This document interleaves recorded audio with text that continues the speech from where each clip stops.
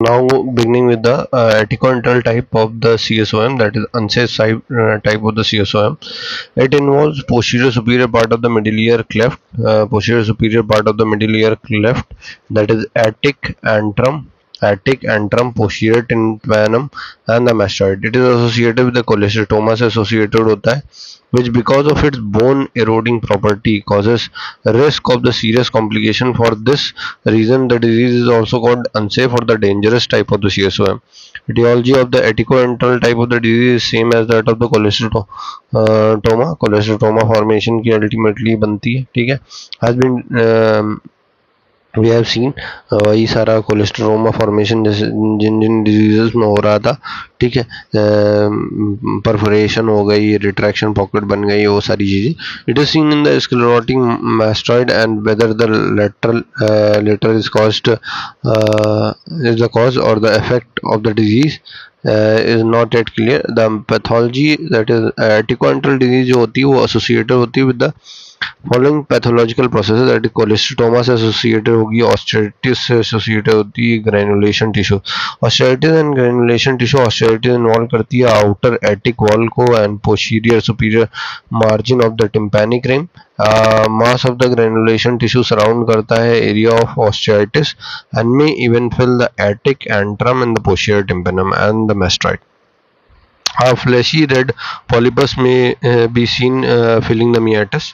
Then further ossicular necrosis होगी. It is common in the etiquintal type of the disease. Destruction may be limited to long process of the incus or may involve the stipes superstructure and the handle of the malleus or the entire ossicular chain. Therefore, hearing loss is always greater than the disease of the tubulotympanic type. Occasionally, cholesteatoma जो होता है वो bridge करता है gap caused by the destroyed ossicle and hearing loss is not apparent. That is cholesteatoma hearer होते हैं वो, ठीक है. क्योंकि ओके कोलेस्ट्रोमा जो है वो ब्रिज कर देता है gap between the destroyed ossicle and the, इसीलिए हीयरिंग लॉस इसमें ठीक रहता है, ज़्यादा प्रॉब्लम नहीं होती क्योंकि कोलेस्ट्रोमा हियरर बोलते हैं उनमें, ठीक है. Cholesterol granuloma, it is the mass of the granulation tissue और the foreign body giant cell that surrounding the cholesterol crystal. It is the reaction to the long standing retention of the secretion and the hemorrhage and may or may not coexist with the cholesteatoma when present in the mesotympanum behind intact drum later appears blue. वो basically blue color का appear करेगा, ठीक है. This is important. Cholesterol granuloma होता है वो mass of the granulation tissue और the foreign body giant cell जो कि कोलेस्ट्रॉल क्रिस्टल के फॉर्म में तुम्हारा retention of the secretion in haemorrhage की वजह से मेसोटिम्पैनम में बेसिकली एक्यूमुलेट करने लगता है. दिस इज का ब्लू कलर का होता है, ठीक है. Next cholesterol granuloma, then bacteriologically same as tubotympanic, वही सारे बैक्टीरिया सेम यहीं पे आते हैं, स्टेफोरियस स्ट्रेप्टोकोकस, ठीक है. देन ईयर डिस्चार्ज में अगर हम देखें तो ईयर डिस्चार्ज जो होता है इसमें स्कैंटी होता है, फाउल स्मेलिंग होता है due to the bone destruction की वजह से. डिस्चार्ज में भी so scanty that patient not even aware of it, patient aware भी नहीं होगा उसके लिए, ठीक है. Total cessation of the discharge from the ear which has been active till recently should be viewed seriously as the perforation in these cases might be sealed by the crusted discharge and the inflammatory mucosa or the polyp obstructing the free flow of the discharge. Pus in these cases may find its way internally and causes complication, ठीक है.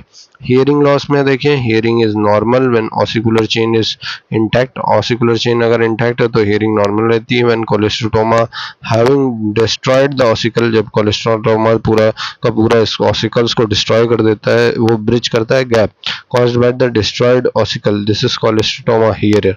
Hearing loss नहीं, hearing normal रहता है, hearing loss बहुत कम होता है, ठीक है. Hearing loss mostly conductive type होगा बट सेंसरी न्यूरॉन एलिमेंट में बी एडेड, ठीक है. ब्लीडिंग की बात करें तो may occur in the from the granulation or the polyp when cleaning the ear. Signs में देखें तो परफोरेशन दैट इज इधर या तो एटिक होगी या फिर पोस्टीरियर सुपीरियर मार्जिनल टाइप की परफोरेशन मिलेगी इसमें. स्मॉल एटिक परफोरेशन में be missed due to the presence of the small amount of the crusted discharge की वजह से वहाँ पे हो सकता है स्मॉल एटिक परफोरेशन दिखे ही ना, ठीक है। The area of the perforation is marked by the small granuloma से मार्क्ड होगा area of perforation. Retraction pocket की बात करें, invagination of the tympanic membrane is seen in the attic और the posterior superior area of the pars tensa. Degree of the retraction and invagination vary करेगा। In the early stage है तो pockets हैं वो shallow होंगी and self cleaning होगी, but later when the pocket is deep accumulate the keratin mass वहाँ पे accumulate करेगा and get infected. Stages of the retraction pocket देख लेते हैं। 4 स्टेजेस में तुम्हारे टिम्पैनिक मेम्ब्रेन में स्टेज रिट्रैक्शन पॉकेट बेसिकली बनती है। स्टेज 1 जो होती है उसमें टिम्पैनिक मेम्ब्रेन जो होती है वो रिट्रैक्ट होगी but does not contact the incus, अभी वो इनकस के कॉन्टैक्ट में नहीं आएगी। It is mild form of the retraction. Stage 2 जो होती है उसमें टिम्पैनिक मेम्ब्रेन जो होगी वो रिट्रैक्टेड डीपली होगी एंड कॉन्टैक्ट करेगी इनकस को। Middle ear mucosa not affected in this, ठीक है। स्टेज 3 में तुम्हारा मिडिल ईयर एटेलेक्टेसिस हो जाती है। टिम्पैनिक मेम्ब्रेन जो होती है वो पूरा एकदम लाई करती है ऑन द प्रोमोंटरी पे चिपक जाती है आके and the ossicles. Middle ear space totally or partially obliterated हो जाएगा बट मिडिल ईयर म्यूकोसा भी इंटैक्ट रहती है, ठीक है। Tympanic membrane can be lifted from the promontory से हम उसको उठा सकते हैं विद द सक्शन टिप, ठीक है। It also balloons up when the nitrogen oxide is used during the anaesthesia. Tympanic membrane is thin because of the collagenous middle layer and that has been absorbed due to the prolonged retraction की वजह से जो collagenous middle layer थी वो absorb हो जाने के कारण वो thin हो जाती है। in these cases the long process of the incus and the stipes superstructures are absorbed। Placement of the ventilation tube helps to restore the position of the tympanic membrane। Stage 4 जो होता है it is adhesive otitis media की stage होती है। इसमें tympanic membrane जो होती है बहुत थिन हो जाती है, ठीक है। रैप करती है प्रोमोंटरी को एंड द ऑसिकल्स को। There is no middle ear space, कोई मिडिल ईयर स्पेस बचता ही नहीं है इसमें, ठीक है। म्यूकोसल लाइनिंग जो होती है मिडिल ईयर की वो एब्सेंट हो जाती है और टिम्पैनिक मेम्ब्रेन जो होती है वो एडहेरेंट हो जाती है टू द प्रोमोंटरी, एकदम चपक जाएगी जाके प्रोमोंटरी पे, ठीक है। रिट्रैक्शन पॉकेट जो होंगी they are found when form which में कलेक्ट द केराटिन प्लाक, ठीक है। रिट्रैक्शन पॉकेट बनेगी जो कि केराटिन प्लाक को कलेक्ट कर सकती है वहाँ पे एंड फॉर्म द कोलेस्ट्रोमा बन जाएगा। Erosion of the long process of the incus and the STP suprastructure is common in such cases. Cholesteatoma अगर देखें तो पर्ली वाइट फ्लैक्स होते हैं कोलेस्ट्रोमा के, can be sucked from the retraction pocket and the suction clearance and the examination under the operating microscope forms an important part of the clinical examination and assessment of any type of the CSOM। Examination under the microscope, all the patient of the chronic middle ear disease should be examined under the microscope may reveal the presence of the cholesteroma, its site, extent and the evidence of the bone destruction and the granuloma condition of the ossicles and the pockets of the discharge। tuning fork test की अगर बात करें और audiogram की, they are essential in the pre-operative assessment to confirm the degree and the type of the hearing loss। X ray mastoid कराते हैं हम, सीटी कराते हैं टेम्पोरल बोन का, ठीक है। Indicate the extent of the bone disease, destruction कितना हुआ है वो हमें समझ में आ जाए। डिग्री ऑफ द न्यूमेटॉइड मैस्ट्रॉइड न्यूमेटाइजेशन, कितना मैस्ट्रॉइड न्यूमेटाइज्ड है। They are useful indicative of the low-lying dura or any anteposed sigmoid sinus when the operation is being contemplated on the sclerotic mastoid। The cholesteatoma causes destruction in the area of the attic and the antrum, that is key area होता है जो attic और antrum वहाँ पे mainly होगा। better seen in the lateral view में ज़्यादा अच्छा दिखता है। CT scan of the temporal bone gives more information and is preferred over the X-ray mastoid। The culture and the sensitivity of the ear discharge helps to select the proper antibiotic for the local and the systemic use। features indicating the complication in the CSOM। pain अगर होने लगा, pain is uncommon in the uncomplicated CSOM। uncomplicated CSOM में तुम्हारा pain uncommon होता है, ठीक है। its presence is considered serious, ठीक है। अगर पेन है तो उसको सीरियस लेना चाहिए, ठीक है। एज इट में इंडिकेट एक्स्ट्रा ड्यूरल और द पेरी साइनस और ब्रेन एब्सेस हो सकता है वहाँ पे डेवलप हो रहा है और sometimes it is due to the otitis externa associated with the discharging ear. Vertigo indicates erosion of the lateral semicircular canal. Lateral semicircular canal का इरोजन होने की वजह से तुम्हारा वर्टाइगो आएगा विच में प्रोग्रेस टू लेब्रेंथाइटिस एंड और the meningitis. Labyrinthitis और मेनिंजाइटिस में प्रोग्रेस हो जाता है। Fistula test should be performed in all the cases. The persistent headache, that is register of the intracranial complication. Facial weakness indicate erosion of the facial canal. Less child refusing to take feed, easily going to the bed. Extradural abscess में होता है. Fever हो गया, nausea हो गया, vomiting हो गया, intracranial infection की वजह से.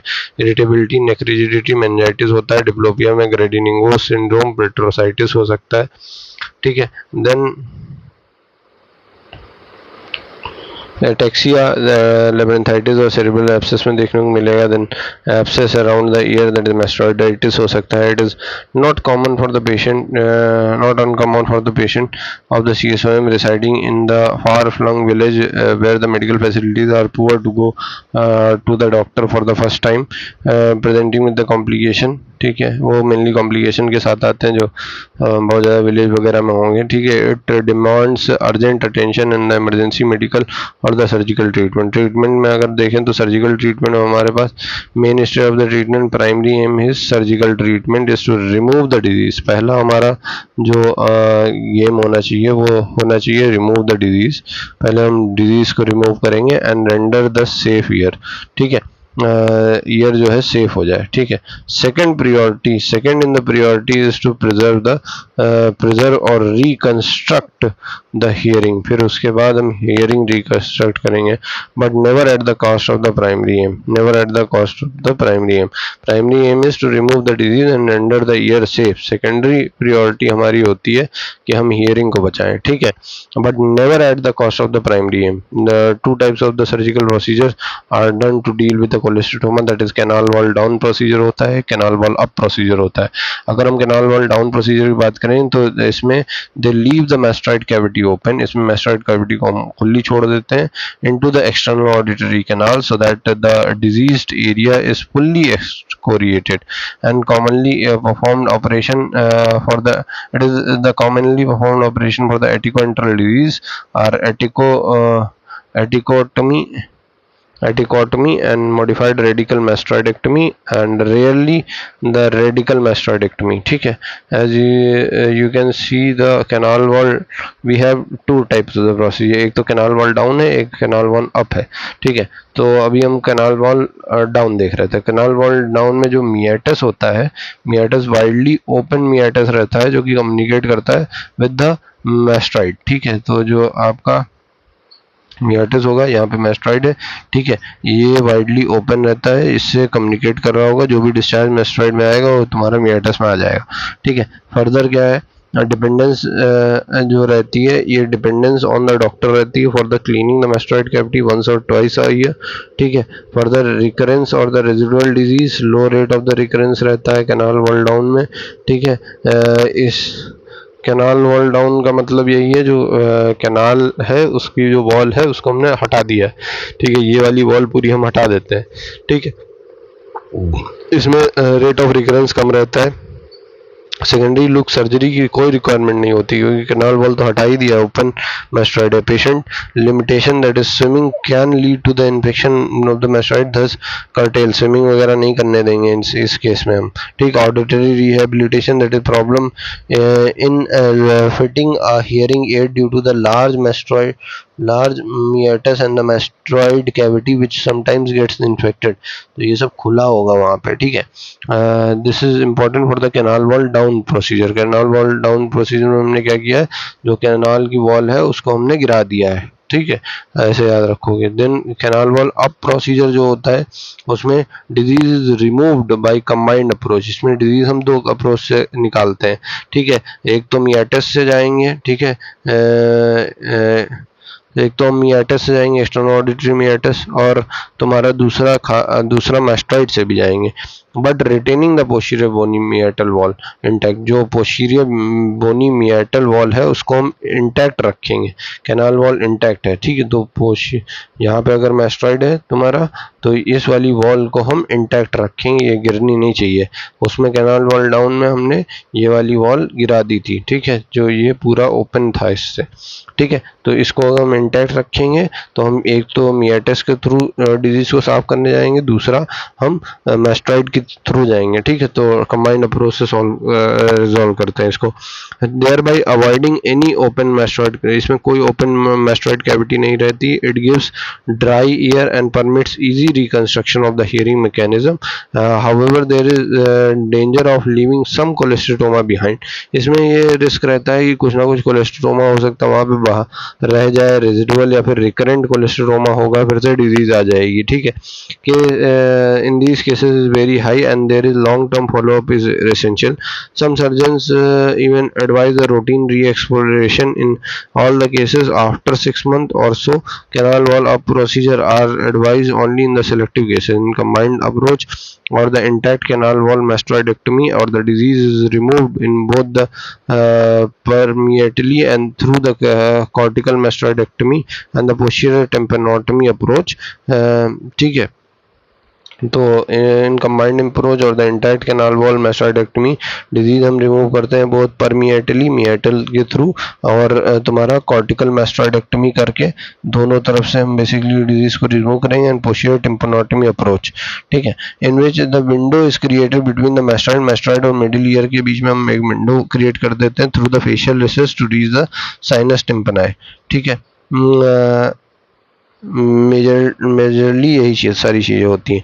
अब देखो मियाटस में, मियाटस जो होता है तुम्हारा उसका नॉर्मल अपीयरेंस रहेगा कैनाल वॉल प्रोसीजर में, इसमें वाइडली ओपन मियाटस हो जाता है, ठीक है। डिपेंडेंस जो होती है does not require routine cleaning की रिक्वायरमेंट नहीं डज नॉट रिक्वायर, ठीक है। उसमें रूटीन क्लीनिंग की रिक्वायरमेंट रह सकती है, ठीक है, once or twice ear canal wall down में, ठीक है। देन इसमें जो होती है तुम्हारा रिकरेंस बहुत हाई रेट रहता है कोलेस्ट्रोमा का, कुछ ना कुछ disease shoot second look surgery 6 month के बाद इसमें करनी पड़ सकती है, उसमें रिक्वायर्ड नहीं है, ठीक है। Then patient limitation, no limitation, कोई दिक्कत नहीं है, कैनाल वॉल इंटैक्ट है, आप स्विमिंग वगैरह कर सकते हो, कैनाल वॉल डाउन में नहीं कर सकते हो। Easy to wear hearing aid आप आराम से पहन सकते हो इसमें, ठीक है। Now talking about the reconstructive surgery, hearing can be restored by the myringoplasty, tympanoplasty and be done at the time of the primary surgery और द सेकंड स्टेज प्रोसीजर, ठीक है।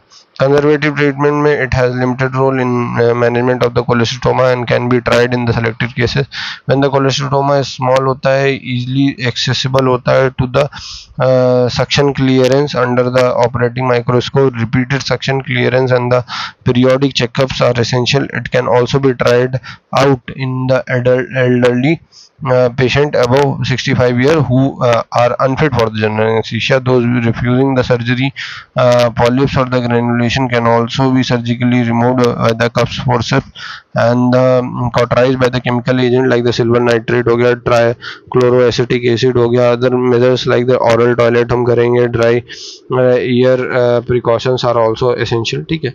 Now this completes the important of the atticoantral type of the CSOM, ठीक है। This is the tubercular otitis media. Tubercular otitis media most of the cases infection is secondary to the pulmonary tuberculosis. Infection reaches the middle ear through the eustachian tube. Sometimes it is blood borne from the tubercular focus of the lung, tonsil, cervical, mesenteric lymph node. Disease is mostly seen in the children and the young adults में basically देखने को मिलती है। The process is slow and insidious. Tubercles appear in the mucosal layer of the middle ear cleft and the cassette. There is painless necrosis of the tympanic membrane. Tympanic membrane painless necrosis हो जाती है, multiple perforation which may form coalesce to form the single large perforation middle ear, and the mastoid get filled with the pale granulation and the caries of the bone and the ossicles may lead to the complication mastoiditis, facial paralysis, posterior post-auricular fistula, osteomyelitis, formation of the bony sequestra and the profound hearing loss are often seen in these cases. Clinical picture अगर देखें तो painless year discharge होगा तुम्हें, ठीक है। Year एक is characteristically absent, year एक अगर दर्द नहीं हो रहा है तो most probably it is tubercular otitis media, ठीक है। Discharge is often foul smelling because of the underlying bone destruction इसमें होता है, इसलिए डिस्चार्ज फाउल स्मेलिंग भी होता है लेकिन दर्द नहीं होता है, perforation, multiple perforation, 2 to 3 times, 2 to 3 in the number are seen in the past and form the classical sign of the disease. These may coalesce to form the single large perforation and becomes indistinguishable from the non-specific CSOM. Hearing loss अगर देखें तो there is severe hearing loss out of proportion to the symptoms, mostly conductive होता है, may have sensory neuronal hearing component due to the involvement of the labyrinth. ठीक है. And further facial paralysis होगी इसमें common, it is a common application and में come unexpectedly. This may be the presenting feature in the child. Diagnosis अगर देखें in the presence of the secondary pyogenic infection अगर है तो tubercular otitis media हो सकता है, may be indistinguishable from the chronic suppurative otitis media. Culture of the ear discharge हम करेंगे for the tubercular bacilli, histopathological examination, granulation and the chest x-ray देखने के लिए. ठीक, chest x-ray कराएंगे. Other evidence of the tuberculosis in the body help to confirm the diagnosis. Presently DNA probe और PCR हम कराते हैं from the ear discharge can give early diagnosis in 3 to 7 days. Systemic anti tubercular therapy देनी है carried for the primary disease के लिए. Then local treatment in the form of the aural toilet हमें करना है. Control of the secondary pyogenic infection, mastoid surgery करनी है. Indicated for the complication, healing is delayed in the tubercular cases, wound breakdown and the fistula formation are common in this. Reconstructive surgery of the middle ear is delayed till the anti tubercular therapy has been completed. Syphilitic otitis media sometime it is a rare condition, spirochete होता है, reach करता है middle ear को through the eustachian tube. When the syphilitic lesions are present in the nose and the nasopharynx infection में also be blood borne sensory and organ of the inner ear. Basically उसकी nerve जो होंगी वो invade हो जाती हैं by the spirochetes leading to the profound sensory neural hearing loss बहुत ज़्यादा होता है. टेनाइटिस और वर्टाइगो होगा, बोन नेक्रोसिस होगी, सिक्वेस्ट्रम फॉर्मेशन होगा, are common there. They lead to the 40 days discharge in the secondary pyogenic infection may occur, giving the clinical picture very much likely the chronic suppurative otitis media की तरह. Definitive diagnosis of the syphilitic otitis media can only be made by the specific treponemial antigen test such as treponemial palladium immobilization TPI test and the fluorescent treponemial antibody absorption test FTABS, VDRL and the RPR, that is reactive plasma reagin test, are non-specific but useful to monitor the disease. However, false positive test may occur. Treatment consists of the anti-syphilitic therapy with the attention to the oral toilet and the control of the secondary infections. Surgery may be required for the removal of the sequestra को remove करने के लिए surgery में required हो सकती है. So this complete your topic of the anti-control of the unsafe type of the CSOM and related things about the tubercular otitis media as well as syphilitic. And now in the next video I am going to complete the complication of the suppurative otitis media. Do like, share and subscribe to my channel and follow for more update.